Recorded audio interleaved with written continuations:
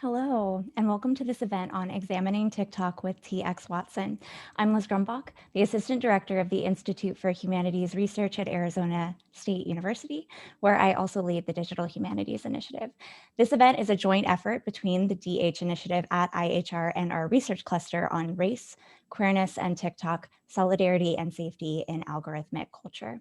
In a moment, I'll introduce my research cluster collaborator, Dr. Sarah Florini, but I first wanted to say that it has been an honor to explore how digital communities create spaces of solidarity and safety with Dr. Florini and others this year. And I look forward to learning more today from the content creator perspective. We're glad to have you here today. Before I introduce our moderator, I have a few housekeeping things. You've perhaps noticed that chat has been disabled for this event. To pose a question for our speaker today in the Zoom webinar, please use the Q&A function at the bottom of your Zoom window. To pose a question for our speaker on our YouTube live stream, please use the chat function. Our moderator will then relay questions out loud to our speaker during the Q&A portion of the event. Please feel free to pose a question at any time during the event. And in the tradition of our digital humanities events at the Institute for Humanities Research, I want to extend an intention. This is going to be a feminist and anti-racist space. We are going to proceed from a place of care together and create a virtual space where all are welcome and discrimination and intolerance are not tolerated. Now it is a pleasure to introduce my collaborator and colleague, Dr. Sarah Florini. Dr. Florini is an assistant professor of film and media studies in the Department of English at Arizona State University. Her research explores the intersections of Black American cultural practices and emerging technologies. And I'll hand the mic over to you, Sarah. It's really awesome to share this space with you today. Thank you, Liz. It's wonderful to be here as always. Hello, everyone. Thank you for joining us today. I'm very, very excited about today's talk. We're very lucky to have with us TX Watson. TX Watson is a humanities-focused TikToker who's based in Massachusetts. They're the co-founder and administrator of the Online Creators Association, otherwise known as TOCA. TOCA is TOCA works with TikTok content creators to build collective power and knowledge. TX can be found online at their website, which will come up above. I'm not going to read it. It'll be on the screen when they're giving their talk. They are fine with most pronouns, and they are also selling their soul at $45 a share at txwatson.com/my-soul. So without any further ado, let's welcome TX Watson.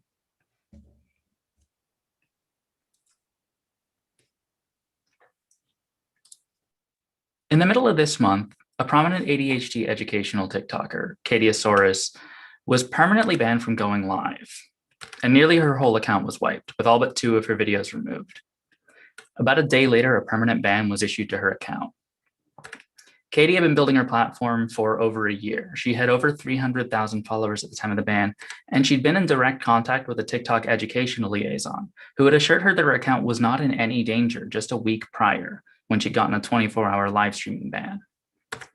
She and co-creator Hey Good had recently shifted to making content production their full-time jobs and were branching out into other platforms. Good had just moved across the country to be able to commit to their project as a full-time career. Their other works, a podcast, a YouTube channel, were gaining traction, but still the overwhelming majority of their audience could only see them on TikTok. I'll have more to say about Katie's situation later in this talk, but I want to open with this because I want to make it absolutely, blisteringly clear that the inscrutable moderating standards and processes of online platforms places people's lives on a foundation of sand, and large, successful content creators are not at any point in their career immune to the risk of some ill-designed process pulling the plug on everything they've built. Hi, I'm TX Watson. I make TikToks. This is basically going to be what it'd be like if there were no time limit on how long my videos could be. Or to put it another way, this is what my YouTube channel was like. If you want to check that out, the best video there is about a half an hour long, and it's a trans pride reading of the song Dr. Worm by They Might Be Giants. I've been making content for the internet my whole adult life. I started my first blog in high school and blogged about every day for about 10 years. That content is now all blessedly buried and inaccessible. I tried a lot of other stuff throughout that time, webcomics, Twitter, about 5 years on YouTube. I co-ran a science fiction magazine for about a year, but TikTok is the first place where I've really found an audience and a format that seems to mesh well with what I do. Over that same decade, I spent a lot of time in college studying media theory under the guise of a variety of majors. And I got on TikTok in April of last year. I was one of the batch of millennials who showed up during the pandemic. I came when I heard there were other millennials in the app, and I thought that maybe I wouldn't feel like that creepy older dude who hangs out around his old high school if I checked it out. I was on for maybe a month when I encountered Cecilia Gray's content. Specifically, one of my friends messaged me her response to Hank Green's video saying that TikTok creators really needed to make sure that they were talking to each other, to which Cecilia said, "Hold my beer." Obviously, I got in touch. The Online Creators Association was born shortly thereafter, a Discord server at the time open to TikTok creators with more than 1,000 followers. Hank's not involved. It's fine. He said he wasn't going to do it in the TikTok and he didn't do it. It's fine. We now have 600 members, and we've just started live streaming on Twitch to talk to creators about their experience with TikTok's moderation policies, share information about what we found, examine communications from TikTok, and also play video games because it's hard to just get on Twitch and talk. TOCA's been able to figure out a lot just by having a bunch of creators talking to each other in the same space. Our members who report their creator fund analytics have helped us identify patterns in TikTok's pay structure. Our lead researcher uses response times from their own videos and reports from other creators' posts to publish an algorithm weather report, which gives a benchmark for how bad suppression seems to be on any given day. But the thing that's made the biggest difference to the most creators, I think, is just being able to go and complain about poor video performance and see a dozen other creators say they're experiencing the same thing or have experienced it. Just being able to see the difference between this video of mine did badly in particular and everybody's videos did badly this week for some reason can be a huge psychological relief for creators who feel like the app is telling them their work is bad when there's nothing wrong with it and it hasn't changed. Talking to each other helps mitigate some of the paranoia that can overwhelm us and lead to burnout. Professional content creators live in a sort of constant state of fear because the job of a content creator is basically just constantly interviewing every day to keep your job.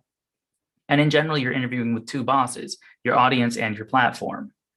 It's particularly terrifying when those groups seem to be at cross motives. Like if your audience was following you because you were covering the protests last summer, but your platform decides that fighting police brutality is less than advertiser friendly. By the way, have you noticed that TikTok suppresses protest content? Like, when's the last time you saw a protest video on your For You page? I used to see it all the time when I got on the app, and not just US protests, all over the world, all different kinds of political actions. I don't think nobody's been protesting worldwide since August, but if my only barometer were whether I saw TikToks about it, I might think we were living in an age of unprecedented global peace and civic harmony. We don't actually know that they're currently working to keep protest footage off the app, though. It's hard to motivate yourself to keep making content when it isn't going anywhere, so they don't even need to maintain suppression. Holding down the political content for a few months, say, for example, while they attempt to negotiate with a government threatening to kick them out of the country and don't want to keep visibly negatively impacting that government's chances of re-election, is enough to get most of the creators who make that content to leave. The ones who remain are less likely to make that kind of content for the same reason that a rat in an electrified cage will eventually stop trying to step on the metal. Learned helplessness. After a certain number of zaps, you stop trying, even after the electricity is turned off. So are they suppressing cosplayers, lip syncs, duets, witchcraft, politics, sex educators, Twitch streamers? Maybe. It's hard to say. When it comes to the more specific questions, it's hard to give a straight answer until it's far too late. Although it's also hard to say what you could even do if you find out in time. In some cases, the changes were obvious enough and fast enough that word could spread. And in those cases, we at TOCA do our best to get the message out to everyone who needs to hear it. We found that having a link to an OnlyFans in your account, in your bio, makes you vulnerable to banning, even if there's nothing in your main account that violates community guidelines, for example. So we've advised our members to remove those links. But what advice do you give someone whose whole category of content seems like it's being de-emphasized? Get out while you can, I guess. There's not a lot of clear, good advice based in well-established facts. But there is a lot of advice. One of the most tangible things that TOCA has been able to do is just investigate rumors about the app's operation and offer guidance on what seems to be real and what doesn't. We don't know anything for sure. We lack the resources to test most of our hypotheses to the point of eliminating reasonable doubt. Sometimes we know that a particular kind of user is being targeted, but can only speculate on the mechanisms. Like a TikTok moderator did an interview in which he disclosed that TikTok is actively targeting sex workers, even if their content on the platform is entirely within community guidelines. But it's only a hypothesis that the method they're using to do that is monitoring all traffic on the in-app web browser and banning users whose if browsing sessions starting at their bio links wind up on OnlyFans. One of the theories I'm most interested in is that there are certain taboo words that hurt your performance on the platform. It's interesting because of the things I'm going to talk about, it's the one that looks the most like a flat out superstition, but it's also the one we have the most evidence for. There are a lot of words that people avoid saying or avoid writing on TikTok. And there are some obvious ones, fuck, shit, bastard, and the like, but that's not the only thing people try not to say out loud. TikTok's recommendation engine is colloquially known as the algorithm, but that's not actually what people say most of the time when they refer to the recommendation engine. The most common construction is Al Gore's rhythm, but I've also seen algae rhythm, the letters ALG followed by a key smash. I personally call it the secret app math. Similarly, people don't generally call TikTok on TikTok. My favorite euphemism is the clock app, but tic tac, Tim Tom, flip flop, honestly, any two single syllable words that differ by a vowel work. It has a very old magic vibe, honestly. Speak not the name of the platform, lest you wake it from its slumber. But we know it happens. In my time on TikTok, there's never been any clear evidence that it happens when you name the algorithm of the platform, but there have been a number of periods during which the presence of specific politically loaded terms were strongly correlated with immediate video removals for community guideline violations and instant appeal rejections. Most recently, we've seen this phenomenon with the term super straight, a recently coined transphobic meme that seems to have been flagged as political extremism, so mentioning it gets your video taken down. But that's still a developing situation, and it's easier to talk about something that's played out for a little longer. For a couple of months around the US election, the word Nazi gained that flag. I don't know whether you can say Nazi on TikTok right now. Neither I nor anyone I know who has tried it in some time. Last time I talked about Nazis, I literally bleeped out the word. But before everyone who talks about Nazis started carefully avoiding mentioning them, there was a period of a couple of weeks when a lot of people were getting a lot of content taken down with the common trait that they contained the word Nazi. Meanwhile, actual Nazis, often the very people they were criticizing who were using the platform to cultivate communities of hate, were unaffected by this wave of suppression. Because Nazis don't, these days, tend to call themselves Nazis. A lot of people took this to be a sign that TikTok was deliberately siding with white supremacists, protecting them from criticism. I think that's giving them a little too much credit. It's just a lot easier to implement a word filter than to investigate people's content for tone, subtext, and social consequences. So if they want to be able to say that they're doing something about the Nazis, blocking the word Nazi is easy. The fact that it's an actively counterproductive intervention doesn't matter as long as there's no obvious way to draw attention to that. And when I say that it's a lot easier to block the word Nazi than to actually remove Nazis from the platform, that's not to say they couldn't take power away from hate movements on the app. TikTok could, for example, write a rule that identifies a cohort of people who get a lot of confirmed penalties for hate crime shit. Add a hidden variable to every user's account that describes how well that person's video performs with that cohort. Then pick an arbitrary number, let's say 1,000, and the top 1,000 users in that category get a full manual review by a moderation team specifically trained in hate crimes. A good number of those people will probably get banned for hate crimes, making room for a new top 1,000 to fill in. Others might get flagged as probably not dangerous by these moderators because there will probably be some quirks in what fascists get really into, and it won't always be other fascists. In this way, TikTok could systematically disempower Nazis on the platform without having to write an algorithmic rule that says, if you seem too much like a Nazi to the secret app math, we lock your account. They'd always be removing the absolutely most dangerous people at the cost of a little bit of additional code and a team of like 42 people. Or something like that. Oh, and speaking of fuck, shit, bastard, and the like, those don't seem to have any adverse effect on your account. Content will be removed for community guidelines violations if you curse at someone, but it's not the word they're censoring, it's the behavior. We've seen community guidelines violations for any directed statements addressing another person that seem like insults. You can say fuck, but you can't say fuck you. So the don't speak the true name of things theory seems to be true. Next up, I want to talk about the one that we're most sure isn't. Spam liking refers to the behavior of going to a person's account and liking a very large number of their videos in quick succession. Sometimes people include the further specification that it's not spam liking if you watch the whole videos first. The theory goes spam likes negatively impact your account's performance because the app interprets them as being an artificial inflation. That TikTok assumes that if a single user likes dozens of your videos in a row, that user is a bot and punishes your account for a bot interacting with it. This theory is particularly popular in the cosplay community, where users often have huge collections of videos that fans will pour over in huge numbers and like all at once. Cosplay TikTokers often have no spam likes or spam like equals block in their profiles and will actively block users if they see a lot of likes coming from them at once. And it's easy to see how this belief emerges. Because of the way TikTok's notifications are set up, when you have dozens or hundreds of videos and someone likes a huge number of them, it takes up a lot of space in your notifications. So if that happens, then the following day a video absolutely bombs, that's a really noticeable relationship of events. But videos bomb for all kinds of reasons, usually reasons having nothing at all to do with the video itself or its creator. There's suppression, algorithm changes, global events, something else just going more viral in the same niche, and so on. Everyone's going to have videos inexplicably bomb from time to time. And if you make certain kinds of content, like cosplay, you're going to have a lot of new fans going through and liking a ton of your content at once. That makes it pretty likely for something to, at some point, bomb right after someone liked a bunch of your stuff. And if you've heard about spam likes hurting your account, that looks a lot like proof.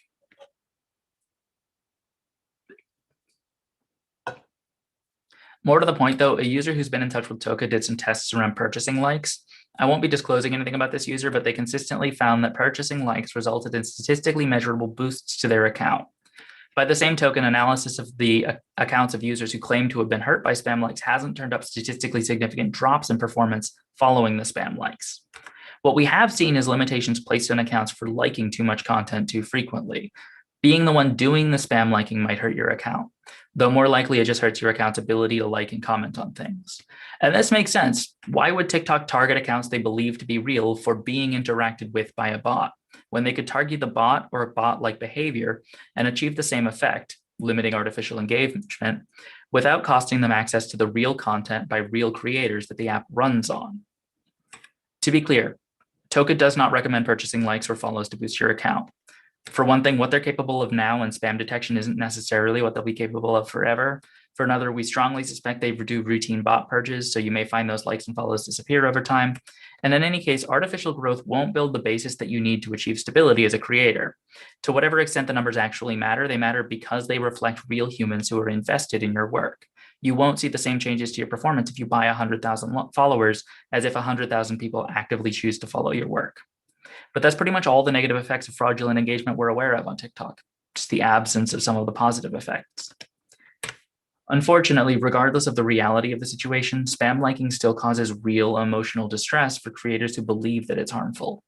It's really painful to watch someone hurt you or act in a manner that you believe is hurting you, and know that they're doing it because they enjoy and appreciate your work and want to support it. It can feel like a trap because courting the most supportive possible audience seems to risk dooming your account to a death spiral of bad engagement. To any creators listening, it kind of sucks that what I have to offer here is trading my account is suffering, but I know who to blame for my account is suffering and I don't know why. But I'll be offering something better at the end of this talk, I promise.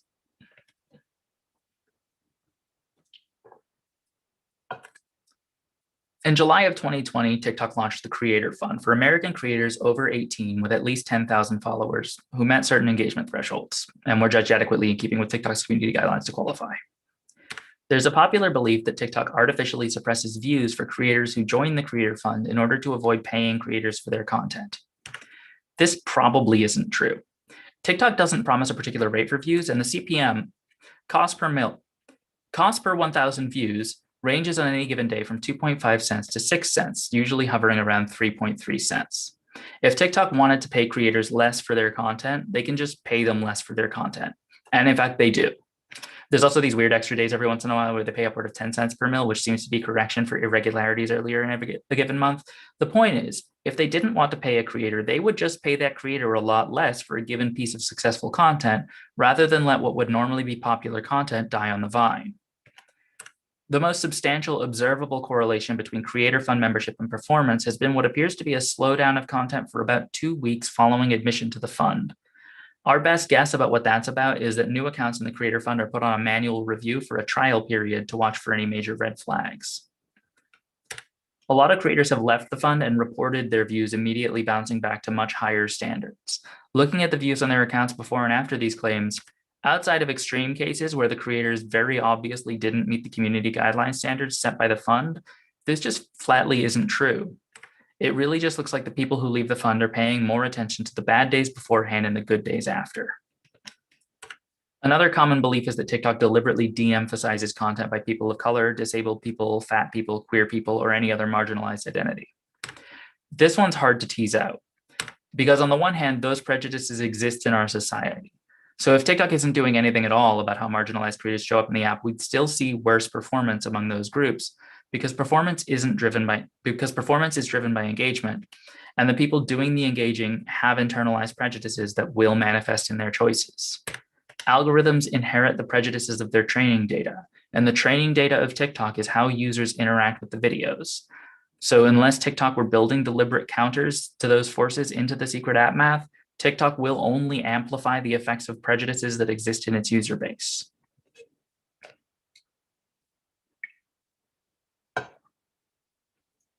But on the other hand, we know for sure that TikTok used to suppress content by fat, disabled, and LGBTQ+ creators. In December of 2019, netspolitik.org published an article about leaks they'd obtained from TikTok's German moderation team. In the article, they described two kinds of account categorization: Risk 4, which limited accounts thus flagged to distribution within their home country, and Auto R, which placed a hard limit in the area of 6,000 to 10,000 views, after which videos by users with this flag would no longer be circulated. We don't know what risk 1, 2, or 3 might have been, but we do know that TikTok accounts still have a metadata value labeled risk, which ranges from 0 to 5. TikTok described this as an anti-bullying policy, their reasoning being that people can't bully you for your content if they never see it. They claim to have suspended this policy. One of the main kinds of suppression we've seen is the blanket platform or region-wide suppression that happens after major news events, the most recent example being the shooting in Atlanta. Something like this is probably what's happening if you notice that one day all the videos on your For You page have over 1 million likes. What they're doing is pulling older videos, which have already performed really well and have had time to have been reported if there were serious content violations in them, to fill the For You page so they can just not circulate anything that happens that day. We think this is a repurposed use of the Auto R apparatus. Now, instead of it being on some accounts all the time, it's a switch they can throw to push all new content to the bottom of the priority list. And I'm going to be honest with you right here. I couldn't think of a good transition to the next section, so I'm just going to play one of my favorite TikToks and then abruptly change the topic. House was constantly filled with noise. Mom, dad, 2 brothers, a sister, Olive, our Jack Russell Terrier. And now, my dad loved the excitement. Oftentimes, he was the loudest of all of them, but he also knew how uncomfortable I was with all the chaos. When I get too overwhelmed, I get quiet and I make myself small. My dad would notice this, and when it got really bad, we'd go into the woods behind our house and chop lumber together for hours in otherwise complete silence. We didn't need extra noise, only the sound of metal and wood. I never split an actual log. My dad would give me sticks and branches, so I felt like I was doing something, but it wasn't about that anyway. It was meditation for us, and those quiet moments with my father were some of the happiest of my entire childhood. That was until they bulldozed the woods behind our house to put up a luxury high-rise. I miss our sanctuary. So whenever I want to go back to that place, I paint a picture of the O.J. Simpson trial if O.J. Simpson were a plesiosaur. Thanks for watching.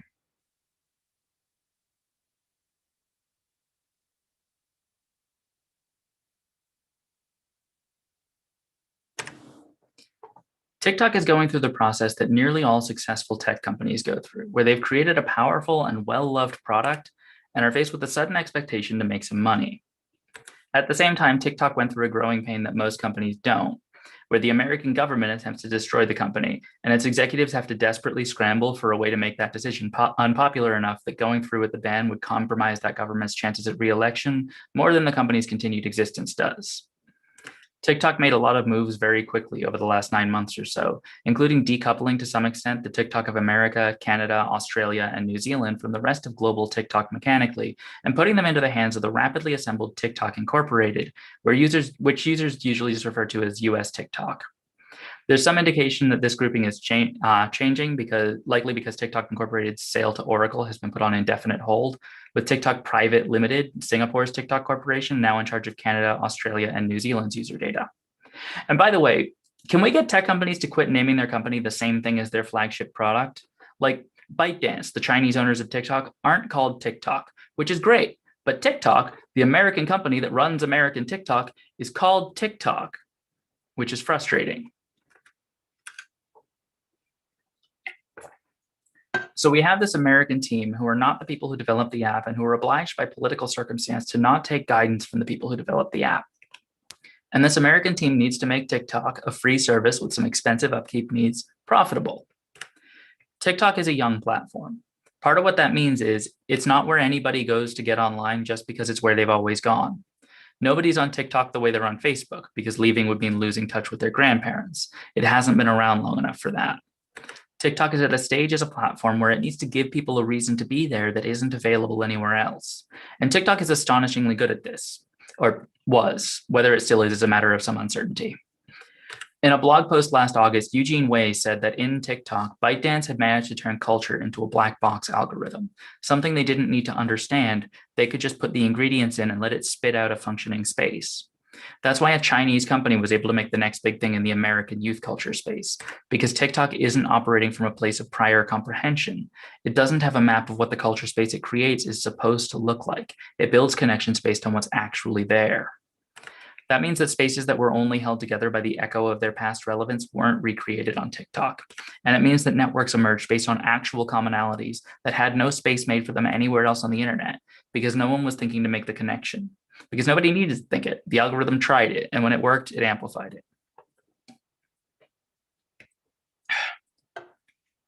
So the fundamental appeal of TikTok is rooted in the fact that it's creating demographic spaces that are fundamentally incomprehensible within the conventions of prior and contemporary American culture. And that's a really big problem for the American team who are trying to make TikTok profitable, because how do you make things profitable on the internet? You sell ads. And how do you sell ads? You give potential client brands packages of clear, comprehensible demographics that fit neatly into their pre-established marketing strategy. This is bad news for the aforementioned incomprehensible demographic spaces. TOCA's lead researcher, Kit, has described that the way the company's fiddling with the program as doing surgery on the golden goose. They're trying to mess with the mechanism that makes the golden eggs come out, and meanwhile, the bird is dying. And this isn't a rare phenomenon in tech companies. New management often think they know better than the product and will make changes so that the way it works makes sense to them. Personally, I wonder if having been under Chinese management was a big advantage for TikTok in this target. A bunch of Chinese businessmen have no reason to think they should understand American youth culture. So when the app produces behaviors that seem incomprehensible, that's not a sign that anything's wrong. Conversely, the American management at TikTok are at a significant disadvantage. Any insight they might have into the app's culture has to overcome their prior sense of what American culture ought to look like. And it's not even that those notions might be wrong. They have to be. Because finding something that isn't what their culture space is like elsewhere is why people go to new platforms. And TikTok is a young platform. That means a lot of things.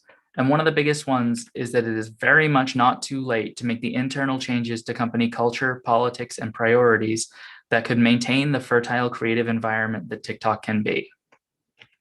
So if there's anybody watching who has the ear of American TikTok's executives and decision makers, tell them to let TikTok be weird. It'll be a little harder to sell Coke this year, but it's how you get to be in charge of one of the central veins of American culture 5 years from now. I opened this talk on the topic of CATIEOSAURUS's ban in the middle of this month.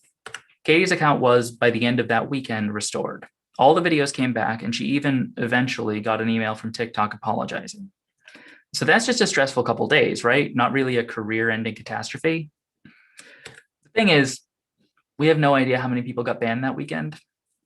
Our best idea about what caused it is a moderating program that auto-bans accounts if they receive too many reports during live streams, but the number of banning events seemed to shoot up for a couple days. So what happened? Did they lower the threshold? Was there an organized attack on TikTokers' accounts? Was it just a glitch? We know it's at least 13. We've got 13 confirmed bans from TOCA members at the same time as Katie. That's over 2% of TOCA members. We don't know what triggered the glitch, and TOCA obviously isn't a representative sample, but did 2% of creators go away this month? Some of these people also approached TikTok as their jobs. Katie's account was the biggest story, at least on our side of things, because it's such an unambiguous case. Katie is obviously not breaking any of the rules and is obviously a huge asset for TikTok. Katie was one of 5 accounts we know of that were banned that weekend and are back now. Another one is set to private, which may or may not mean it was restored, and 2 appear to have been wiped and stayed wiped. One has no bio and no content. The other has no bio, no content, and no follows or followers. The other 5 just returned a couldn't find this account page, fully disappeared from the app. That's 7 creators who fully lost their accounts to what seems like a glitch. We know that glitch is reversible. We know the creators have reached out to TikTok and that other people have reached out to TikTok on their behalf. To exist as a platform, TikTok depends on content creators. As it grows, it's going to depend more and more on content creators who take the platform seriously. But TikTok doesn't take its creators seriously. And that leaves creators struggling to uphold the burdens of both our own side of things, making and sharing content, and TikTok's side, trying to figure out what's broken in the system and how to tiptoe around it.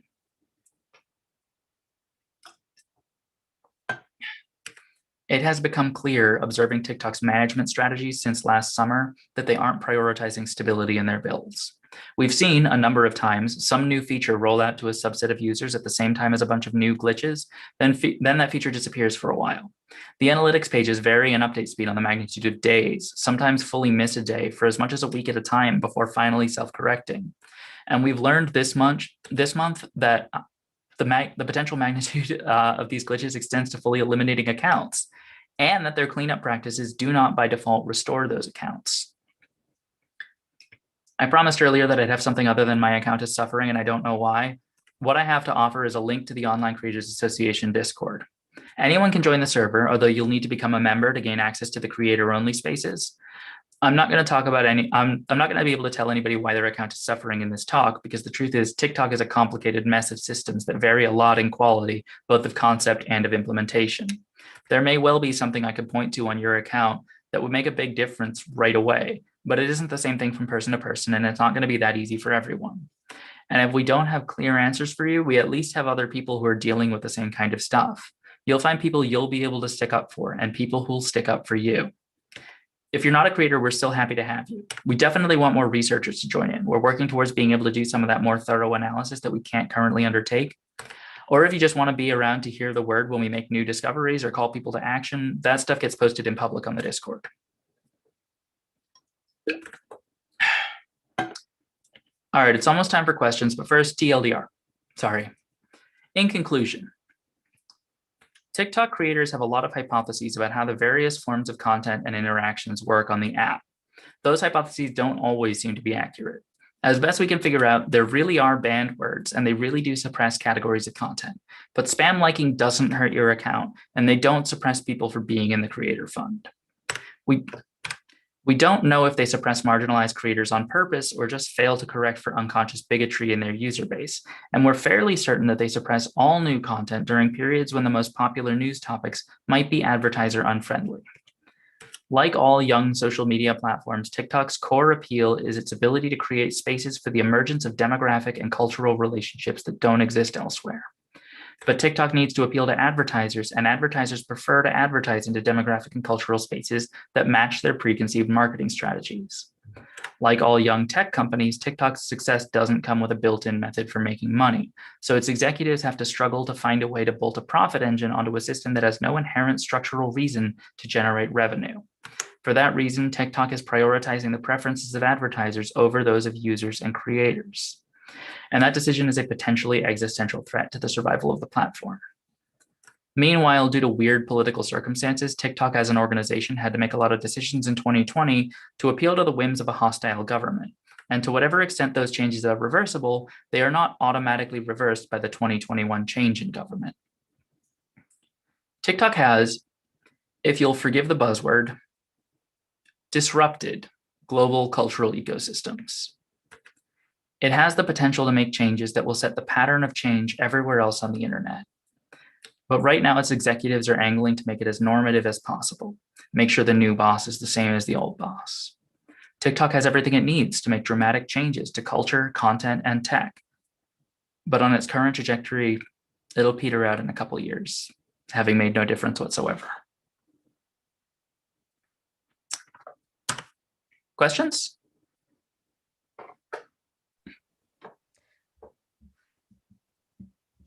Thank you, TX. Thank you. That was fascinating. And I really, really enjoyed it. I'm very excited about it. And I know other folks are, because we already have questions in the Q&A. So the first question is from the New York State Coalition Against Sexual Assault. And they ask, first they say thank you. And then they ask, what is something that excites you about public spaces like TikTok? And is there anything to feel hopeful about with regards to the future of the app? Yeah, I mean, there's a lot of, and like I said in the talk, there's a lot of room for TikTok to change course. It's not like, this isn't a deterministic argument I'm making. TikTok is not doomed. And I think that TikTok still creates a lot of spaces that offer the possibility of the emergence of social relationships and ways of interacting that don't exist anywhere else. It seems to be less good at that than it was a year ago, but like that function isn't gone. And it's also just like, as a new media space, like I know disrupt is a buzzword and I hate saying it, but like that's what tech companies do. It's how they organize their whole system. And like every time a new social media platform emerges, there is the chance to get things right in terms of like how creators relate to the app and how the app exists in a larger like media ecosystem that have been gotten wrong on every app before. And when new apps get those things right, the consequences of those decisions reverberate. Like it becomes possible for creators on other apps to say, look, they did this and it didn't blow them up. Great, thank you. We've got questions are coming in. People are very excited. So we have the aforementioned Cecilia Gray, who is asking, is there a good way to meld the expectations of users, the weirdness, the niche communities, with maintaining a profitable front? Or do you have an example of an app or a website that got it right? I think that it's a matter of balance. The problem, I think, is not that TikTok is doing anything at all in the interest of advertisers. The problem is that I think they are going too hard in the direction of supporting advertisers, to the point where they are dismantling, to some extent, the strange demographics that emerge on TikTok in the interest of constructing the demographics that advertisers expect to be able to market to. That means that we lose valuable spaces, but TikTok could be looking at those spaces. TikTok could have a department whose job is to talk to brands about how to advertise to TikTok. Like there could be, like TikTok could have like anthropologists on staff who are figuring out the nature of these new communities and like figuring out how to describe, like point to them and describe them and find out what they want. And that could create new opportunities for advertisers. I'm saying this in a slightly excited tone. I am not actually excited about the prospect of making advertising easier, but I know that's important to the app. I know that's important to the company. And it is possible they could invest resources into making TikTok a space where innovation can be happening in advertising, instead of a space that is trying to conform to advertising that doesn't innovate. Yeah, it's the bargain of capitalism, right? You've got to figure out some way to work in the system, or you stop to existing. Yeah, and TikTok has, as I mentioned in the talk, TikTok has the same problem as most tech companies, which they built a product that works great if it's free, and there's no reason that should be profitable. Like there's no mechanic to make TikTok profitable apart from adding functions that add ways to extract money from it. And how do you advertise to indigenous, queer, anti-capitalist plant talk, right? Marketing companies don't have categories for that. So yeah, and that's the problem. Is it's not that you can't advertise to those people, it's that marketing companies don't have a folder that says this is how you advertise to those people. Exactly. And TikTok isn't providing that folder. Exactly. I'm doing these in the order they came in, but I'm going to skip one because I just want to make sure you hear it. A comment from YouTube said, TX, do you know how much we appreciate you and your content? Because we do. Say from YouTube? Yeah, because we're streaming live on YouTube. So we're getting comments in the Q&A on Zoom, but also from there. So I just wanted to send I thought you meant like YouTube, the company, had said that. Oh, no, sorry. I'm sorry, that would have been even more exciting. Like, but that's weird and troubling that YouTube knows that I exist. Yeah. All right, so Erica McCoy asks, is there an app that we can look at as being an example of this, or has it not really been accomplished yet? Of this It way forward hasn't with really been accomplished marketability? yet. The stuff that I most want to see out of TikTok, I want to see because it hasn't been done right yet. We've seen things like at Vine, some very successful creators tried to organize to negotiate directly with the platform. The platform totally iced them out. They were not prepared to do anything about that fact.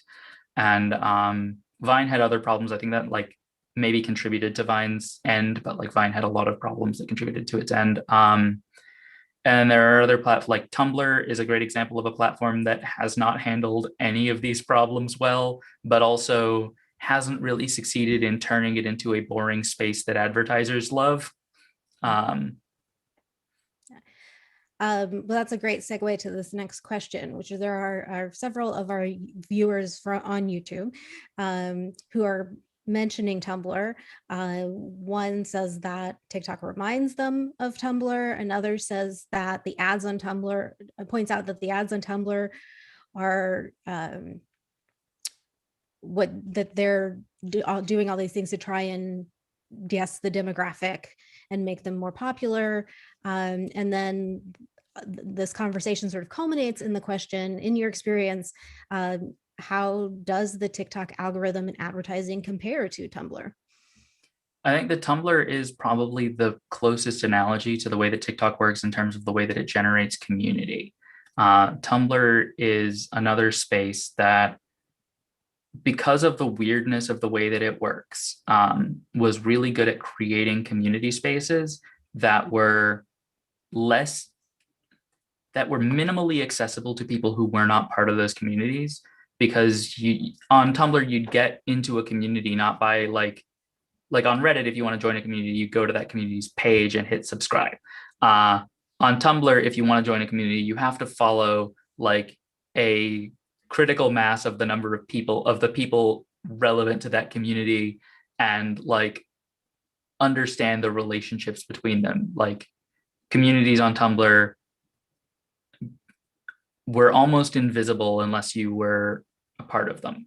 And that's something that like, there's a feature that Tumblr had that TikTok also has, that it's really hard to search for something that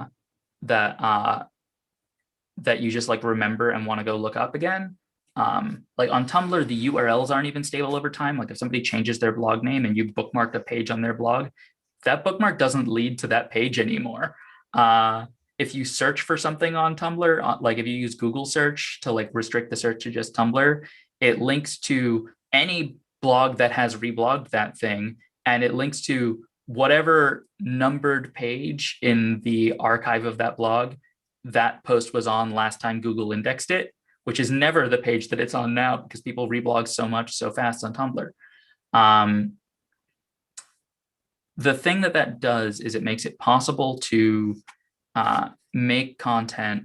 It makes it possible to build relationships and have interactions that you don't feel are being observed, like you don't feel like you're being watched. And like there are a lot of studies about this, like a lot of learning, a lot of kinds of play and discovery and growth only happen in humans when they don't feel observed. And that is incredibly important. And I used to think that Tumblr did that on purpose. Like I used to think Tumblr knew what they were doing when they didn't fix their search function. Eventually I learned more about the way that Tumblr's like dev team worked and discovered that they had just like, I want to say accidentally made an app that worked really well. But honestly, I think there's an extent to which having a dev team who have no idea what they're doing, absolutely throwing shit against the wall, does predispose your app to being a space where more complex and interesting communities can emerge. And I get a similar vibe from TikTok. I think the TikTok's dev team are throwing shit against the wall. And I think an emergent consequence of that is that it creates the possibility for spaces where people feel like they can just be themselves, and people feel like they can experiment with what it is to be themselves. And that means that relationships and communities can grow in a way that they can't on platforms that feel fully indexed. Great. So I have a question here in the Q&A from Analog Lesbian. Has research been done on the way that the secret app math has managed to, quote, diagnose people with ADHD or autism? There is not research to that extent that I'm aware on that topic that I'm aware of, but it is one of the things I am like really interested in. In the first draft of this talk, there was a section where I just straight up said, like, I really want to see a survey of doctors who diagnose ADHD, asking like what percentage of like since the pandemic started, how many of your new diagnoses were people who mentioned TikTok? Because I really think like it really feels like a lot of people have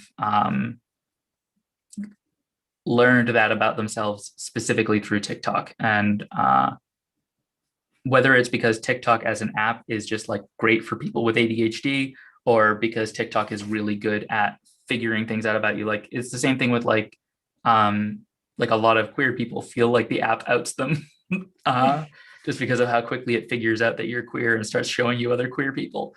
And saying it figures out that you're queer isn't quite right. The app doesn't know things about you. It just knows that your behavior correlates to the behavior of people who like the kind of content that you're looking at.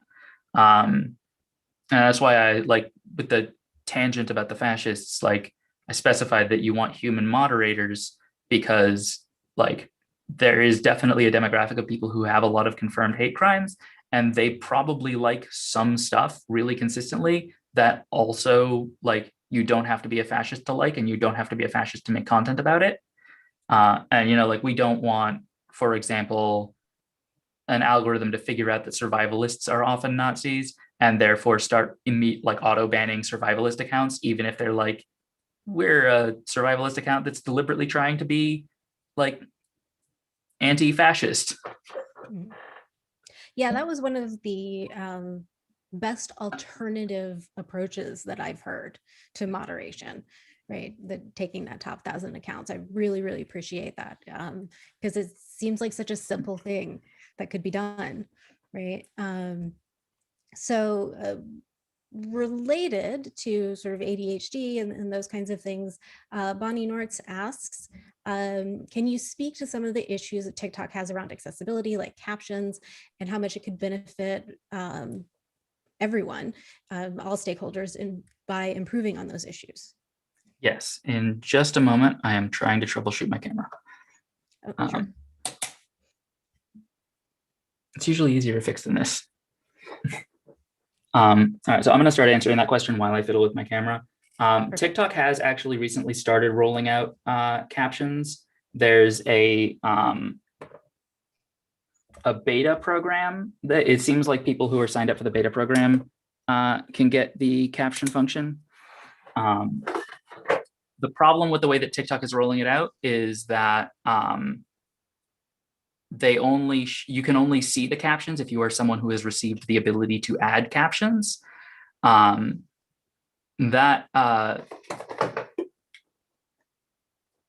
We've seen this problem with like a lot of things. Like when they launched Q&A, you could only see the Q&A box on people's accounts if you were a person who had gotten the ability to ask other people questions on their account. And a consequence of that is that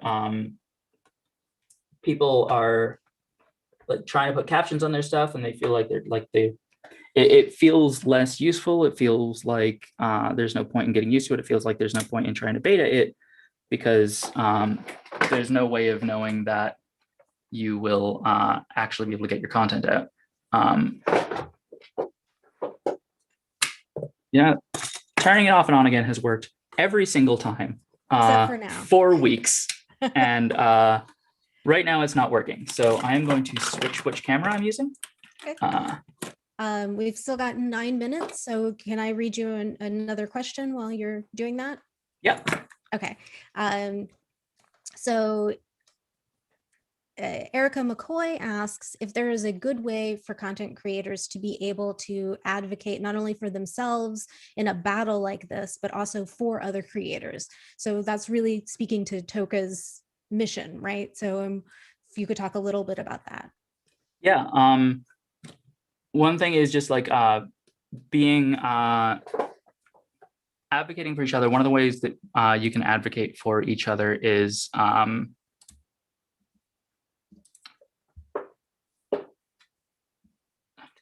shut off. The joys of live streaming events. Like this other camera is usually also immediately functional. It's tough because like a lot of the stuff we're talking about, we don't want to recommend actions where at this point we don't have enough people for it to work, because collective action is always a risk, and you don't want to like put yourself out there and say like, I'm going to take this stand that isn't going to go anywhere, that isn't going to have any positive consequences. So we only want to recommend the kind of action that we feel can work. And for big actions, that means we need a lot more people. So anybody watching, please join TOCA. For smaller things like just being able to like notice when an account has been banned and immediately get on board, like emailing TikTok about it and like making it known that that ban was noticed, that can make a really big difference. Oh,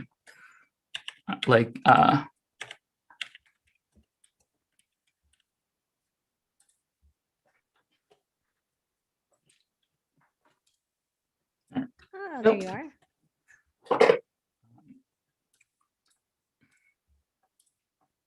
Weird way for that camera to pop up.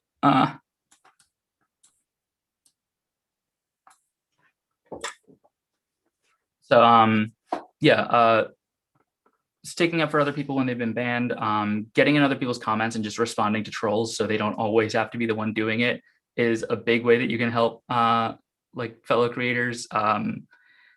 Being there for emotional support, like the individual interpersonal relationship stuff that you can build with other creators and build like solidarity with other creators, that matters a lot. And that is the foundation on which it will be possible to build larger, more organized action. Great, and we've got two sort of related questions about politics on TikTok. The first comes from one of our viewers on YouTube. Do you find TikTok to be an effective platform for activism? I think it was the most effective platform for activism for a few months in 2020. And the government noticed and got really mad about it. And now TikTok works really hard to make sure that it doesn't do that anymore. And I think that's an example of the kind of thing that was changed under the Republican administration that doesn't automatically change back. Like there's no, while that force is no longer there, while there is no longer a reason for TikTok to be taking care to not be a place where activism happens, policies that were enacted in order to make that the case don't evaporate on like January 20th. Like they didn't write an expiration date into those policies. They didn't write an expiration date into hiring people with different ideological attitudes toward activism. Like TikTok could be one of the best platforms for activism, and it isn't, and it's because they're taking care to make it not that platform.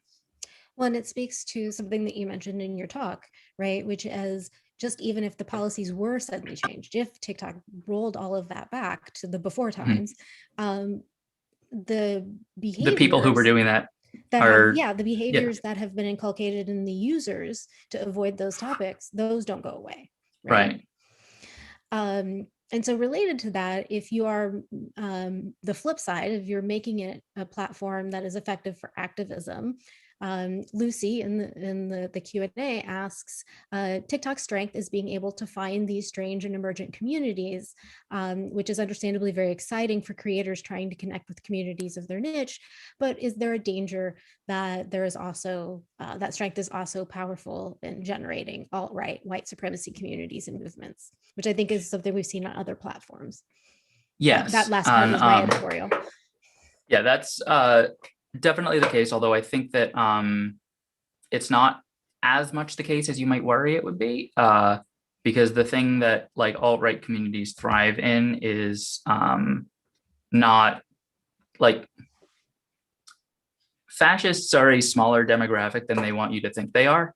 The way that fascism thrives in online spaces is by getting into a space and essentially corrupting it. They make it hard to be present without first tolerating fascism, then supporting like being like complicit in fascist like imagery or jokes or like that's the reason like 4chan and 8chan became strong fascist spaces, because they're aggressively pro free speech spaces. So you go there and if somebody says something about not wanting to hear these fascist jokes, you get shouted down for being anti-free speech and for not getting the joke. So people who are like intrinsically opposed to fascism leave. TikTok has that problem less because it's easy to just make somebody not show up on your account. So if you don't like the kind of joke somebody makes, unless you insist on continuously engaging with their content to tell them that, you can either mark them not interested, block them, or just not engage with that kind of content and it will go away. So it's harder for fascists to use TikTok as a space to grow a fascist community, because they are much more likely to just get put in a box with the other serious fascists and not really let out. Great. So we have 2 minutes left, and I think we've gotten to most of the questions. So just before we go, do you have any final thoughts that you want to share with us? Anything last to say? I feel like I want to say something about European tax categories because that's why my camera shut off. Well, I mean, it's your 2 minutes, but No, I'm good. Join TOCA. It's the top link in beacons.ai/txwatson/references, which by the way also has the rest of the references. All of the works cited for this talk are linked there. So if you want to go and check that out, you can read more about particularly that the blog post I referenced is incredible. The Eugene Wei post, which is linked there. Yeah, I'm very excited about all of these resources. So let me just say thank you and sincerely, this was wonderful. I've learned so much, and I really appreciate the work that you and the other members of TOCA are doing. And I see that Liz has popped back up for our outro, so I will hand things back over to Liz. Thank you, Sarah. Thank you, TX. Thank you, Sarah, for not only moderating our event, but being an amazing collaborator and colleague always. You're very kind. But TX, I feel like I've learned so much from you about methodology today. So thank you. I mean, I've learned about the TikTok platform and creator experience, but also like how TikTok and digital communities like it create these spaces for expression and collective care. So thank you. I'm going to take this into the rest of my day. I'm hoping that we can continue this conversation in the near future. And I have a note, just TX, I love your TikToks, and I'm so grateful for your generosity and joining our community today. But I wanted to echo a comment that we got from Q&A. I desperately need someone, maybe you, to sell merch that says keep TikTok weird. So I'll be on the lookout for that. But thank you everyone for being in this virtual space with us.